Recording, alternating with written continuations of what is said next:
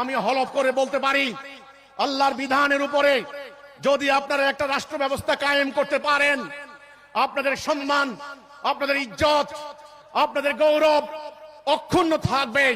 আপনাদের যার যার মর্যাদা, যার যার শিক্ষাগত যোগ্যতা, যার যার অভিজ্ঞতা রয়েছে, সেই অভিজ্ঞতা মোতাবেক আপনি রাষ্ট্রে ভূমিকা রাখতে পারবেন। এখানে প্রধানত 3 ধরনের রাজনীতি চলে। একটা হলো ধর্মকে নিয়ে রাজনীতি, আর একটা হলো সেকুলার গণতান্ত্রিক রাজনীতি, আর একটা হলো বাম আদর্শের উপরে রাজনীতি।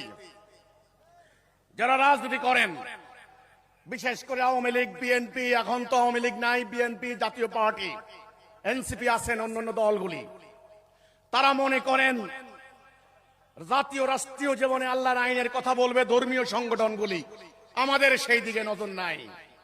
কিন্তু আমি সেটা মানি না, মানতে পারি না। আমি দেখেছি